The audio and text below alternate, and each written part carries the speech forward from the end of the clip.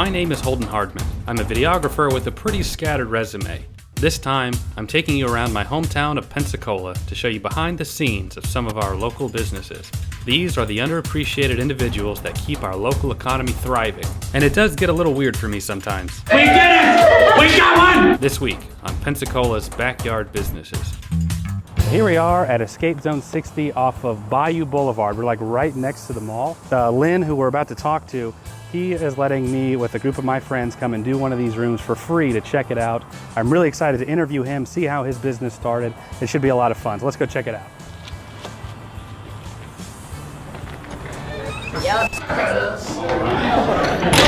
Hey Lynn, how's it going? Good, how you doing? Doing good. First off, you want to just show us around a little bit, not necessarily the rooms, and we'll go from there. All right, this should be pretty cool. The bathroom. Kill that. So, here's the restroom, and there's a little puzzle in here to get out of the restroom. You have three components. Can you escape the bathroom with clean hands? So, how many rooms do you have in here? We have 2 rooms currently that are up and running. Okay. And we're working on the 3rd room, or actually it's going to be 2 rooms. It'll be the first competition rooms in the area where actually you split your team up and you compete to get out before the other team gets out. And the rooms have some interaction between them. So you can do stuff to kind of sabotage what the other team's doing. And if you want, we can walk up and take a look at those. I would love to. So this one's under construction now, right? This one's under construction, okay. So I don't have any great ideas. So it'll be 2 exact duplicate rooms, black and white theme. Yeah, I saw the good spy versus bad spy. Spy versus spy, kind of that theme work there. So we'll be building this out, hopefully have it open by the end of August is our goal to get that open. And like I said, the teams, this will be different in the escape room industry. Yeah, I've never heard of a competing room before. Right, in that, a lot of times groups will come and they'll say, hey, we'd like to split up and see who gets out of, which group gets out of the room first. So this will give them that opportunity. We can run it as little as 2 people in each room. Oh, okay. So if it's just 4 people, we can split you up if you want to do the competitive part. And you can compete against the other room. Kind of the goal here is not so much to escape in 60 minutes. The goal here is to beat the other team. Yeah, what's the escape rate? Less than 20% of the teams actually escape. Yes, very hard. We kind of design them that way because there's a lot of people that really enjoy escape rooms, and they do them all over when they travel.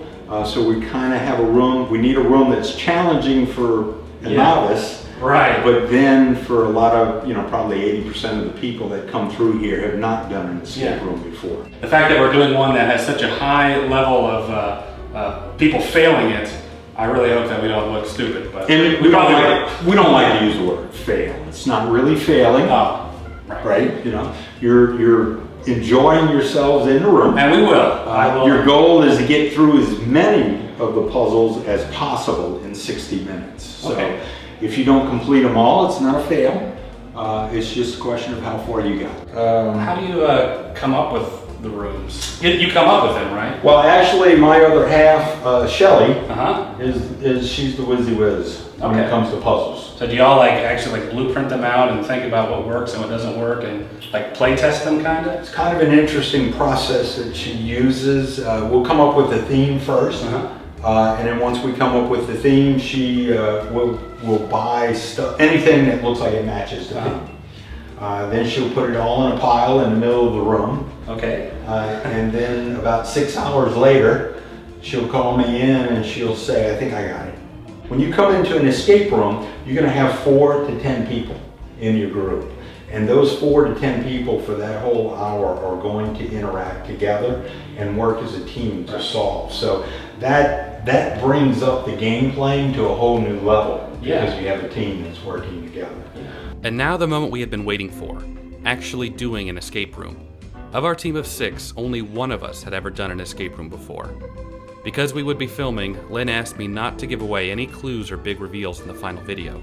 Before actually letting us into the room, they had us get dressed up in patient gowns and gave us a bit of a debrief to help us better with our roleplay. So the 6 of you are no longer who you were when you came in today. You are all now reporters. But reporters who've been relegated to that desk in the basement where you're forced to write stories nobody wants to write, stories nobody's gonna read. All of your journalism skills are being completely wasted. However, your big break comes across your desk in the form of a handwritten letter claiming to be from a patient at an asylum nearby. So you open this letter up and it's a little disconcerting because it's written in crayon and the handwriting is very childish. But what makes it extra disturbing is you're certain it's an adult that is trying to communicate with you and she's telling you a story of horrific mistreatment, abuse, and even torture. Doctors and nurses are pulling patients' teeth out, giving unwanted and unwarranted electroshock therapy, all manner of awful things, and she is begging for anyone's help, hopefully your help, to get the story out, shut this place down so she can finally be free. And the letter is signed Miss Lulu. So you think to yourself, oof, that sucks to be you, Miss Lulu, but I'm totally gonna investigate this for my career.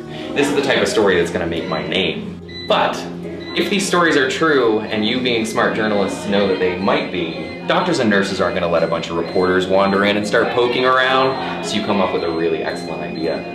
I'm gonna check myself in as a patient. That way I can blend in, get the information I need, maybe even meet Miss Lulu, and then skip out and write my story when I'm ready. So you go forward with this plan, everything goes shockingly well, and they introduce you to this room you'll see in a moment. And just as a nurse is closing and you notice locking the door behind you, she says, "Oh, we know exactly who you are, and this story will not leave these walls." But as you can imagine, our treatment facility gets backed up from time to time, so we won't be able to fit you in for another 60 minutes or so. And then we will subject you to the very tortures that you read about, and they will drive you completely insane. And after that, no one's gonna believe your story that you're reporters. You're just more patients here at the asylum, and you can be our residents forever. And with that, it's time to do the room. Here we go.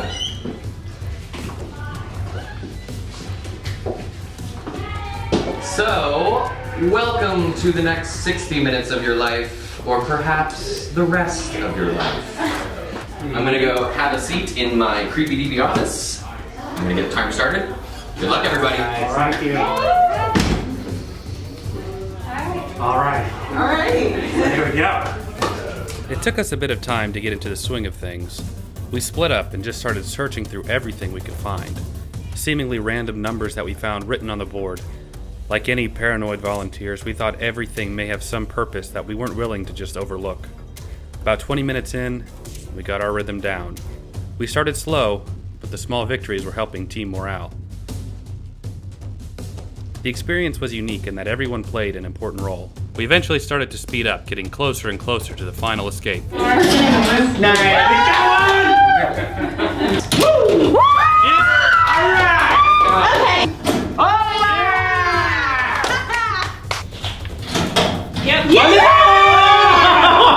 Unfortunately, at this point, I can't show you any more without giving anything away. Oh my God! But I will let you hear a bit of what I experienced. Strap him in. You got to strap me in? Okay, I'm in it. Yeah.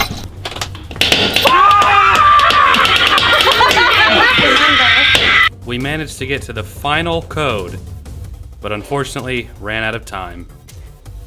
I don't remember hooping and hollering like that since the last time I drank. Like, I don't hoop and holler like that.